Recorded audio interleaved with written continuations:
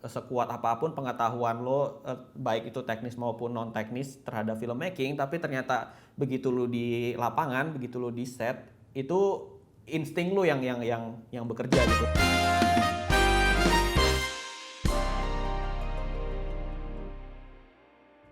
Selamat datang kembali di The Industry, presented to you by Oppo. Sebuah acara mingguan tentang segala hal yang berhubungan dengan industri perfilman Indonesia, di mana saya, Arifin Putra, ngobrol dengan orang-orang berbakat yang memiliki passion yang sama dengan saya, cinema. So, without further ado, let's roll! Saya sudah kedatangan beberapa tamu sutradara dan produser di acara ini. Tapi hari ini, saya akan ngobrol dengan pasangan suami istri muda yang selama 9 tahun terakhir mengerjakan proyek-proyek mulai dari film pendek sampai berhasil menyelesaikan film panjang pertama mereka. How do they do it? Penasaran? Saya sangat penasaran. Langsung aja kita ngobrol dengan Jason Iskandar dan Florence Giovanni lewat video call menggunakan Oppo. Hai Jason and Flo, selamat datang di The Industry. Apa kabar? Halo. Baik. Halo. Gue jujur aja, gue baru pertama kali dengar dari kalian tentang kalian itu dari Wanyi, salah satu produser di acara ini.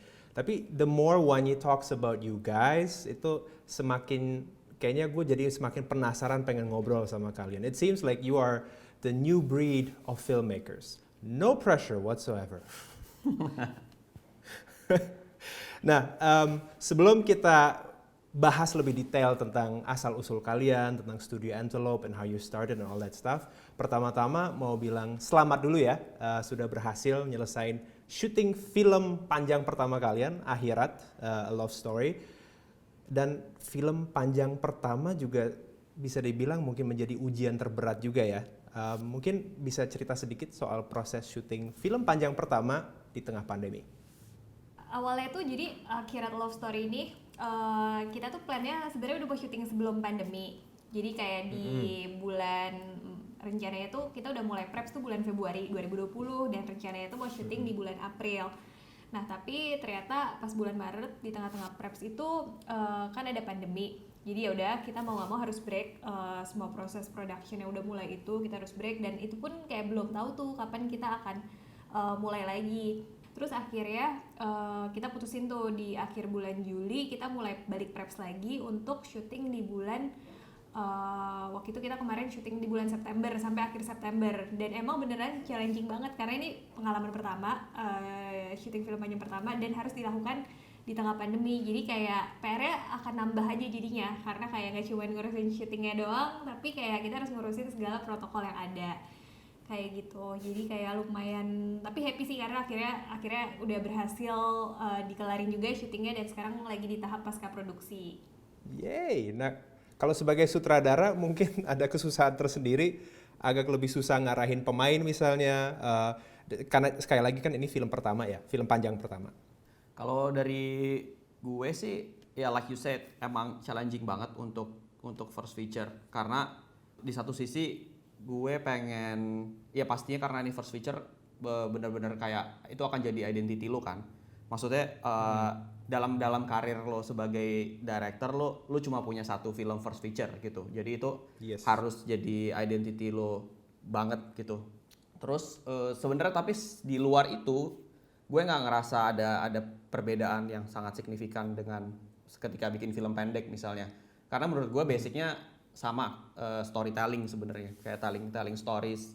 Yang paling challenging sih justru menurut gue jadi kayak apa ya, karena orang yang terlibat banyak gitu. Karena tadi film pendek independen ya, jadi semua decision makernya gue sendiri kan,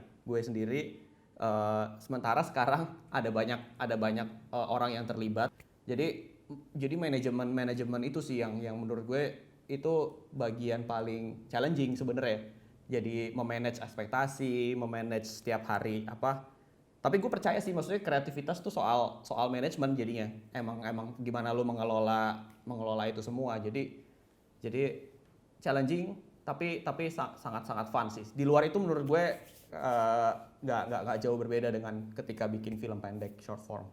Kalau misalnya bikin film pendek atau bikin iklan misalnya, itu kan banyak orang bilang itu sprint. Seperti tadi Jason sempat ngomong juga ya, bahwa lebih pendek gitu semuanya. Dan kalau film biasanya orang bilang itu lebih semacam maraton ya, where you really have to pace yourself dan harus pelan-pelan gitu. Tapi you actually said bahwa challenge utama adalah kerjasama dengan jauh lebih banyak orang, jauh lebih banyak ekspektasi gitu. Nah kalau misalnya Jason ngerasa nggak ada perbedaan, kalau film pendek as you said itu kan one man show pretty much ya, dan semua keputusan itu ada di satu orang atau mungkin dua orang gitu. Nah, kalau di sini mungkin harus juga banyak kompromi atau enggak, justru kayaknya dikasih lumayan banyak kebebasan gitu. Oh, gue nggak bilang itu kompromi ya mungkin, karena itu jadi proses belajar gue juga. Karena yang menariknya gini sih, karena gue beruntung kerjasama dengan produser yang gue kagumi. Ketika pertama kali bikin film pendek waktu itu di 2007, Mbak Shanti adalah salah satu produser yang gue kagumin. Waktu itu ada sutradara yang dulu gue kagumin, sampai sekarang gue kagumin juga, Mas Iva Isfansyah. Gue ikutin track record dia dari film pendek, ketika dia bikin film pendek, dan film panjang pertama dia waktu itu Garuda di Dadaku juga diproduseri oleh Mbak Shanti. Jadi gue kayak sejak pertama kali gue bikin film pendek, gue udah kayak ngelihat gue pengen kerjasama dengan Mbak Shanti suatu saat nanti. Terus di tahun ini kesampaian. Terus menurut gue itu yang paling menarik dari kerjasama sama Mbak Shanti dan ekosistem di Base Entertainment ini sih, karena ternyata bikin film bukan yang gue cari adalah itu, bukan cuma soal kayak lo ini gue ada budget buat bikin film panjang terus silahkan lo bikin nih film panjangnya, tapi yang gue cari adalah justru proses mentoring, kayak ya proses mentoringnya gitu. Dan menurut gue sepanjang proses ini tuh prosesnya jadi kayak bukan dikasih tahu lo harus kayak gini, lo harus kayak gini, lo harus kayak gini, tetapi lebih kayak dikasih lihat ke depan bahwa potensi lo punya potensi di sini, dan pilihannya lo mau kejar atau enggak ada di tangan gue gitu. Dan itu prosesnya menurut gue sehat banget buat first time director gitu ya, karena gue ngelihat gue cerita gue skrip sampai ketika proses directing gue dikasih lihat bahwa lo punya kesempatan sebenarnya buat ngejar ini gitu. Dan apakah gue mau ngejar atau enggak ada di tangan gue lagi gitu. Dan itu malah bikin gue semangat buat gue pengen ketagihan buat ngejar lagi gitu sih. Itu kayak menurut gue proses yang di film ideal banget sih buat secara secara kreatif gitu. Jadi bukan cuman aktor aja yang perlu chemistry, tapi ternyata filmmaker dan produser pun butuh chemistry juga ya. Nah, satu hal yang tadi Flo bilang itu juga cukup menarik, bahwa kalian berdua tidak kuliah perfilman kan.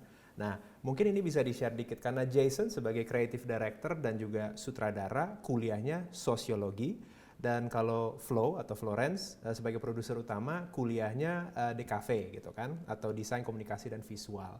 Nah, mungkin bisa diceritain dikit, karena kelihatan banget dari sejarah kalian bahwa kalian berdua suka banget dengan film. Nah, kenapa tidak kuliah perfilman gitu?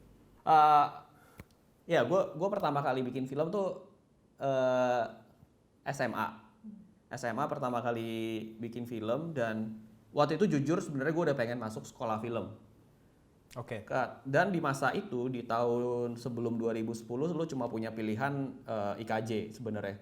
Dan waktu itu kayak sekolah film yang lain seperti UMN, kemudian BINUS, itu tuh baru tahun-tahun pertama lah. Jadi SAE juga belum ada? Kayak mungkin itu belum ada juga ya? Belum ada. Itu masih awal-awal itulah. Jadi gue kayaknya ini akan jadi eksperimen banget kalau gue masuk pertama kali di sekolah film yang baru juga kan.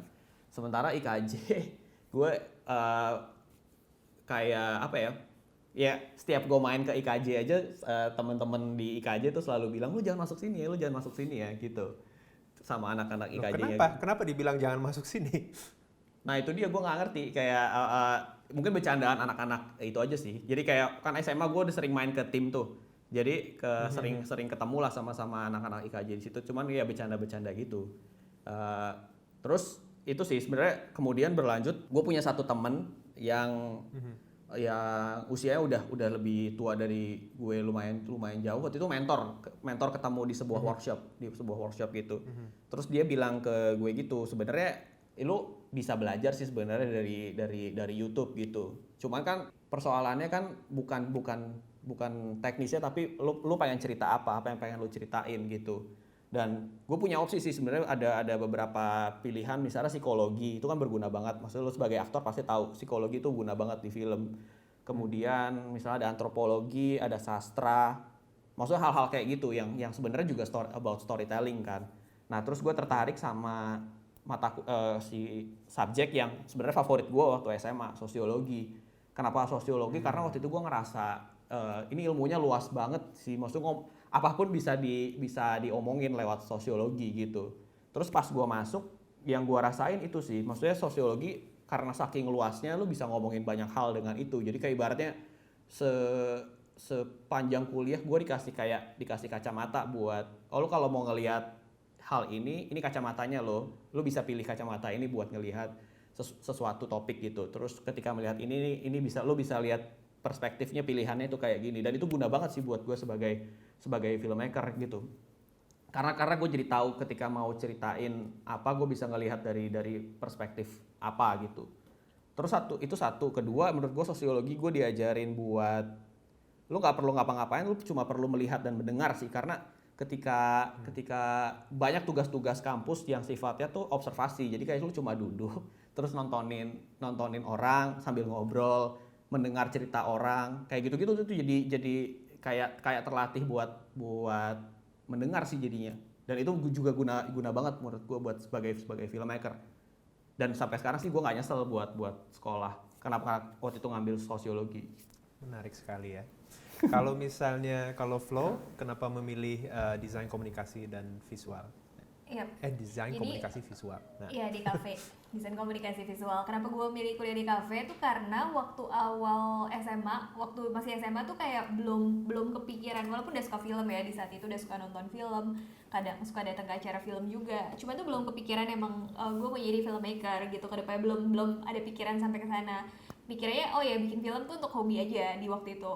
Terus pas kuliah, jadi emang dulu suka fotografi kan, dan mulai suka ngedesain. Jadi ya udah deh kuliah di kafe aja dulu, mungkin bisa jadi graphic designer nanti. Ya udah kuliah di kafe, tapi masih tetap tuh kayak waktu itu kan kita emang bikin komunitas film, Studian Club tuh dulu komunitas film, ngumpul sama teman-teman waktu masih kuliah buat bikin film bareng.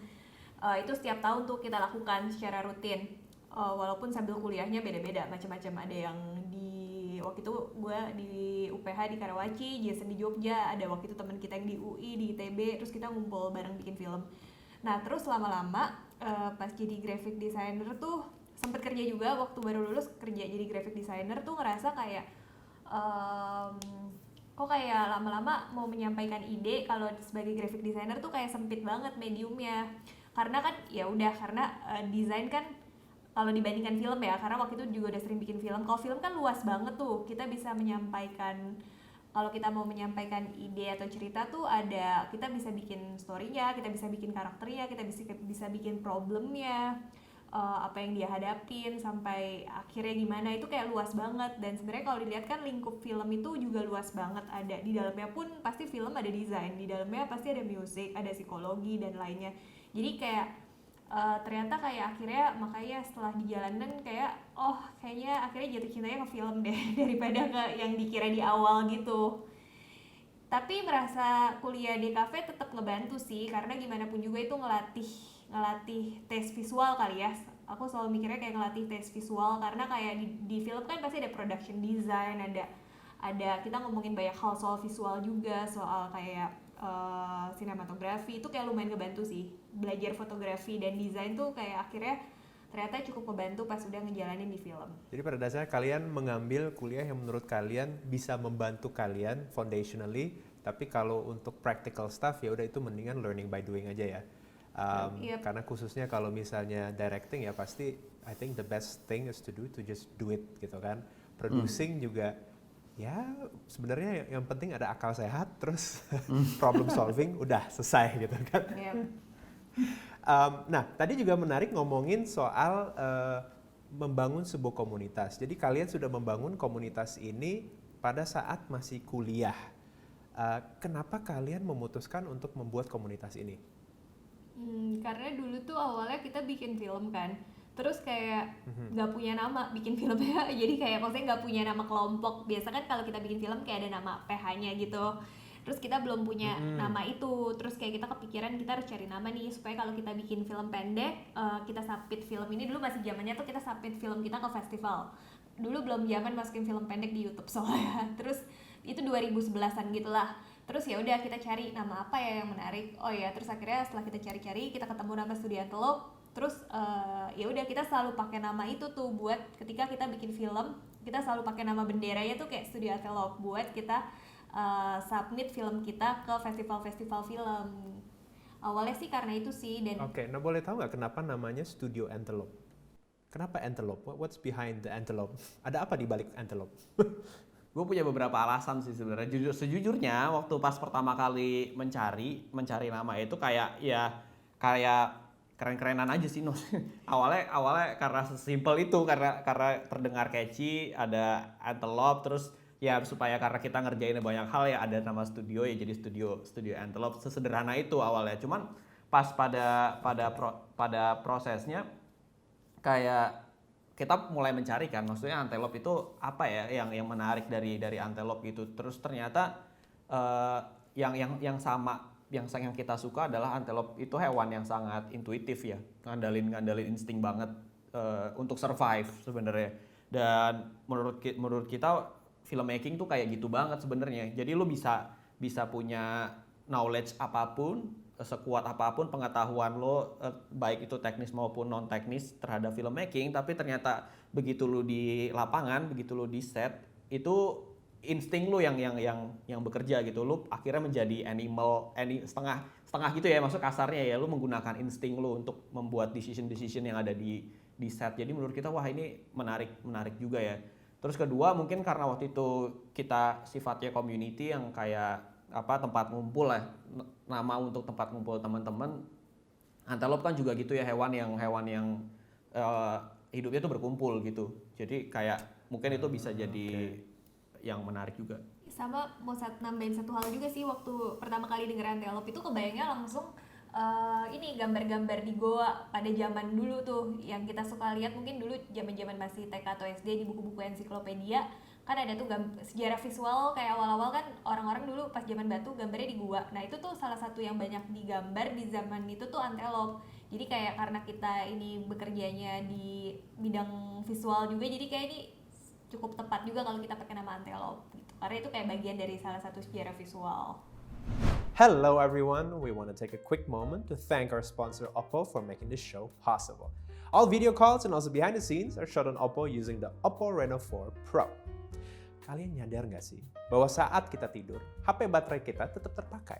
Tapi dengan fitur Super Nighttime Standby, HP Reno 4 Pro akan mempelajari pola tidur kita dan hanya mengkonsumsi 2% baterai selama kurang lebih 8 jam. And now, back to our show. Nah, kalian juga di websitenya maupun di Instagram kalian juga lumayan banyak share itu kayak misalnya edukasi tentang cara membuat film, gimana sih, how to break into the business. Ada banyak sekali informasi yang kalian ngasih gitu kan. Itu kenapa tiba-tiba kalian memutuskan melakukan itu? Sejujurnya awalnya itu emang kayak gue mikir waktu itu kan Instagram, ketika kita baru bikin Instagram, kita cuma ngepost kayak konten-konten portfolio misalnya atau behind the scene gitu.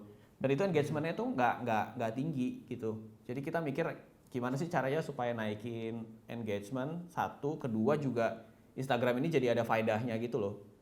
Karena kan gitu kan, ketika lo mau naikin engagement ya lo harus bikin sesuatu yang berfaedah gitu, yang berguna. Atau menghibur, cuma dua itu kan pilihannya. Lo orang pengen belajar atau orang pengen terhibur datang ke Instagram lo. Jadi ketika itu kita mikir kayak kita perlu bikin konten-konten yang kita jangan ngepost soal portfolio kita doang atau behind the scene, tapi kita juga ngepost konten-konten lain yang bermanfaat lah buat followers gitu. Nah, terus berhubung waktu itu gue kuliah di sosiologi di Jogja.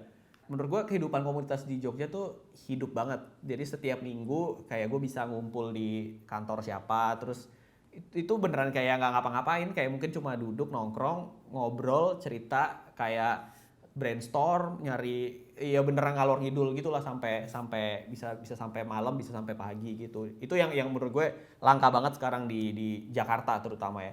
Nah, obrolan itu sebenarnya yang jadi apa kayak materi-materi yang kayaknya ini yang dicari sama orang gitu. Jadi pas ketika mau bikin konten buat Instagram Studio Antelope, dasarnya itu tuh basicnya kayak dari obrolan-obrolan yang gue tangkap ketika ngobrol sama komunitas-komunitas film di Jogja itu. Jadi cobalah bikin 1-2 konten tentang obrolan-obrolan itu, misalnya definisi film pendek gitu kan, itu obrolan yang dulu kita sebenarnya durasi film pendek tuh berapa sih? 30 menit kah, 60 menit kah, atau 15 menit kan beda-beda definisinya.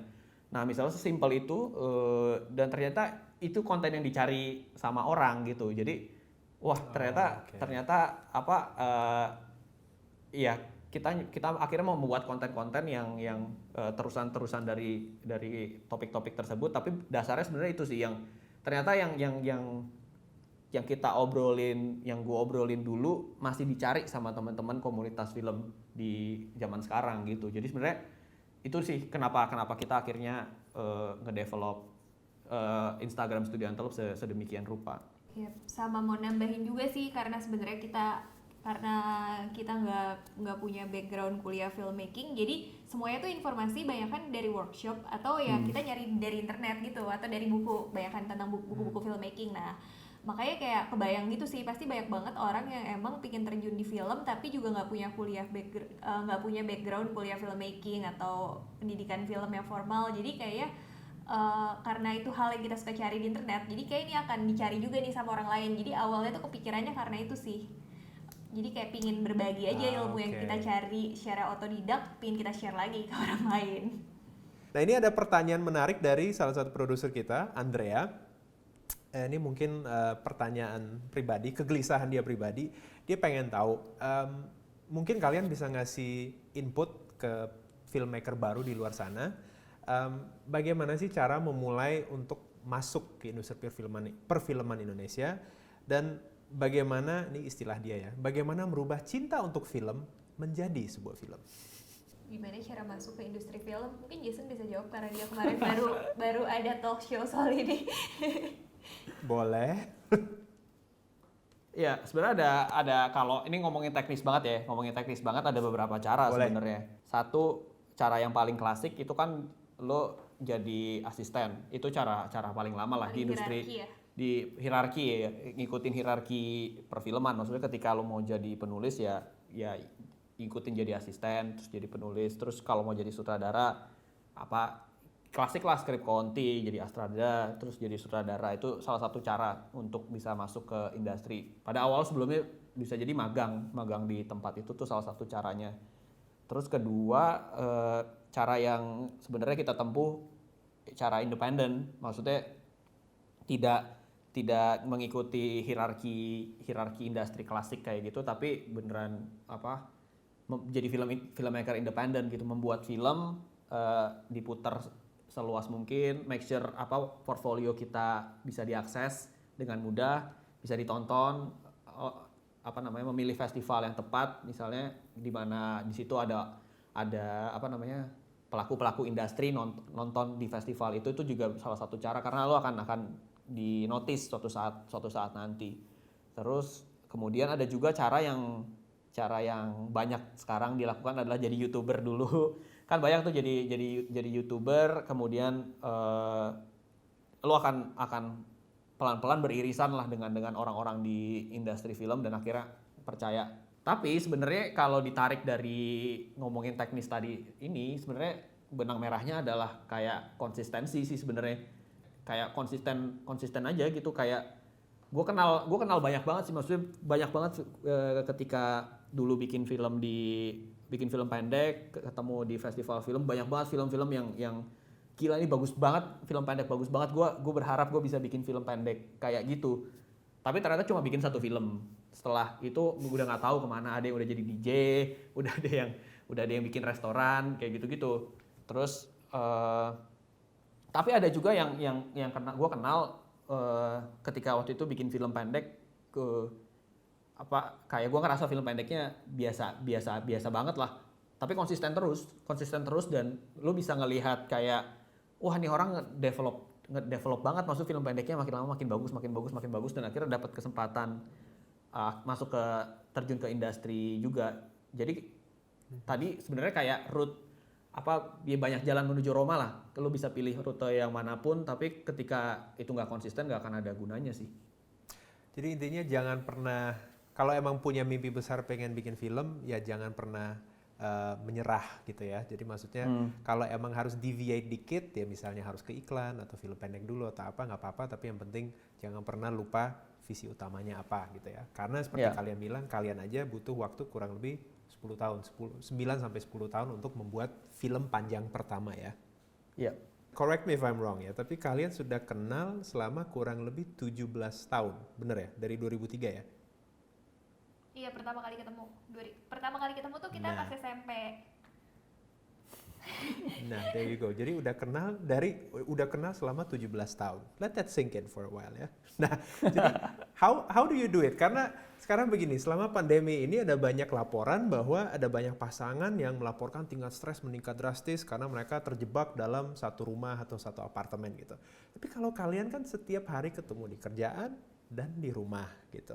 One is a producer, one is a director gitu. Jadi mungkin kalian, dan you look happy, which is good. Jadi mungkin bisa share dikit gimana sih membalance work dan juga private life gitu.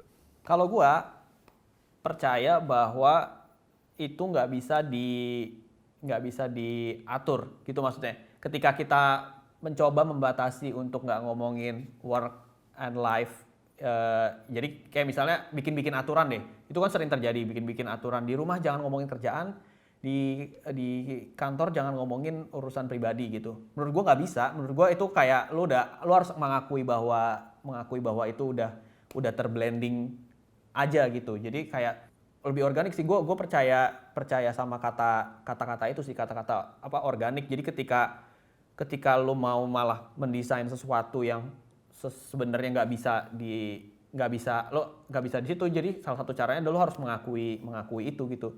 Dan membiarkan itu terjadi secara organik gitu sih.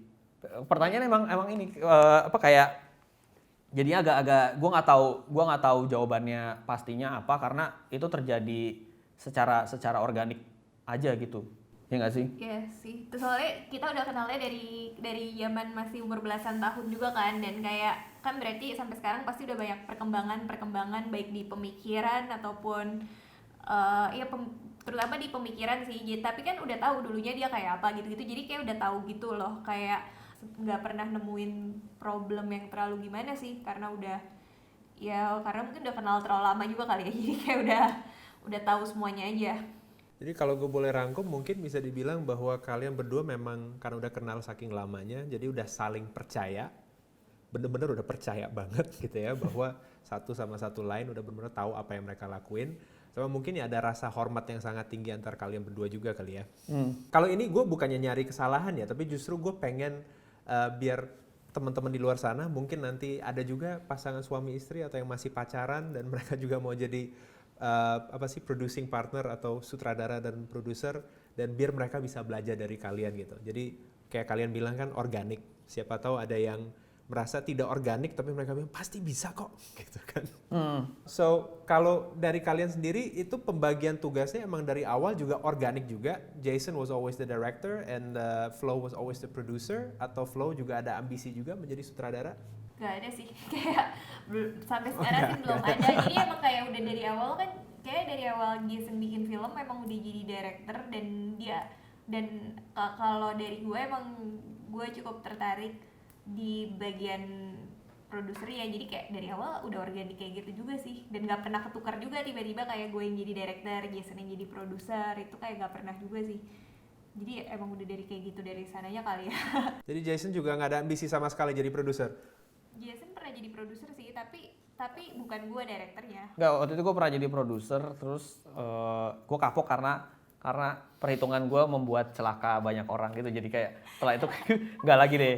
Jadi mungkin kalau gue terlibat jadi produser lebih kayak ngasih feedback kreatif gitu-gitu. Dia kayak nggak tertarik gitu di bidang keuangan ya. Soalnya pas gue zaman SMP SMA itu belajar akuntansi, gue tuh nggak pernah sekalipun balance ini ya perhitungan gue. Jadi ya gue terrible lah di urusan angka-angka kayak gitu. Jadi saling menyadari kekurangan masing-masing juga ya. Nah, kalau gue palingan gue jadi inget gue sama ada partner bisnis gue juga, dia juga gue produsernya, dia sutradaranya. Itu juga kadang-kadang kalau kita lagi syuting ada masalah besar, tapi intinya gue datang ke dia, gue bilang jangan nanya kenapa, percaya sama gue, tapi intinya lu bilang aja, lu mendingan misalnya mau kamera A atau kamera B, jangan tanya kenapa, gue akan jelasin setelah syuting selesai. Tapi intinya lu cuma ada pilihan A atau pilihan B, mau yang mana. Dan untungnya partner gue sama gue karena kita saling percaya, akhirnya dia mengambil salah satu pilihan itu tanpa mempertanyakan kenapa. Gitu. Nah setelah udah selesai syuting baru dia bilang, kenapa Vin? Masalahnya apa tadi? Nah itu baru gue jelasin. Tapi dia lebih ini sih, tipenya lebih kayak nyeritain masalahnya ini kayak bahkan maksudnya ketika menceritakan masalah itu gue langsung tahu maksud konsekuensi ketika gue memilih membuat sebuah decision itu apa, kalau gue memaksakan ini konsekuensinya apa. Jadi kayak gitu-gitu yang akhirnya ya udah gue daripada ini akan mencelakakan lebih banyak orang, jadi ada decision yang harus diambil gitu. Jadi melihat big picture-nya sih. Nah, untuk for you guys, what's next for Studio Antelope abis ini? Setelah udah film layar lebar pertama, what are the big plans for Studio Antelope untuk 2021? Spesifik 2021 sih atau pasti bisa melampaui 2021 juga sih. 2021 ya, oke. Pastinya pingin bikin film panjang lagi sih. Maksudnya pingin lebih, karena udah cobain sekali dan ternyata emang seru banget. Dan tadi juga ditanya, pasti kita ketagihan banget buat bikin lagi. Jadi pastinya pingin bikin film lagi. Terus sebenarnya kita tertarik juga series. Kita tertarik banget ngerjain tipe-tipe series yang mungkin sekarang lagi mulai banyak di Indonesia. Series-series yang untuk di OTT itu kita tertarik banget karena ngelihatin ini sih series-series yang ada di series-series barat atau series-series Korea itu kita suka banget nontonin dan tertarik banget buat bikin series seperti itu di Indonesia. Itu kali ya plan kita, dan pastinya tetap ngerjain kalau buat Studio Antelope kita pasti tetap ngerjain project branded content lah, karena kita emang itu yang kayak udah cukup berjalan di kita, pasti kita akan tetap melanjutkan itu juga. Itu plan kita sih. Oke. Nambahin? Oke. Kalau dari Jason ada yang mau ditambahin? Udah, idem. Udah. Dan ini sebenarnya udah selesai. Gue penasaran aja pas gue riset dikit, gue cek Wikipedia kalian rapih banget dan update banget. Itu kalian edit sendiri ya? Gimana ya? Ayo. Nggak usah dijawab kok, nggak usah dijawab kalau nggak mau. Iya. Pastinya pokoknya gue jawab branding di sosial media dan di dunia digital tuh penting. Itu aja jawabannya. Oke, cukup tahu. Soalnya pas gue lihat, ini kayaknya belum pernah deh gue dapet Wikipedia serapi ini dan se-update ini gitu kan. Update banget ya, hebat deh, luar biasa. Oke, thank you banget Jason dan juga Flo. Terima kasih banyak udah menyiapkan waktu untuk ngobrol-ngobrol dikit sama gue. Semoga kalian sukses, semoga film akhiratnya sukses, dan juga Amin. semoga film-film selanjutnya itu sukses semua dan makin banyak filmnya untuk kalian. Thank you Thank you atas kesempatannya, Thank you Arifin. Arifin, dan thank you The Industry, Cinema Heads dan Oppo. Itu dia, Jason dan Flo dari Studio Antelope. Sebuah pasangan suami istri yang secara organis menemukan keseimbangan kerja dan secara konsisten selama 10 tahun terakhir mengejar mimpi mereka untuk membuat film layar lebar. And I'm so happy for them bahwa akhirnya mimpi mereka tercapai. Kalau kalian suka episode kali ini, like dan subscribe. Dan kalau kalian ada pertanyaan tambahan atau komentar, langsung tulis di bawah. Supaya kalian tidak ketinggalan episode selanjutnya dari The Industry presented to you by Oppo, klik tombol lonceng. And that's it for today. Thank you to all cinemas out there. Stay safe, stay healthy, and wash your hands. That's a wrap.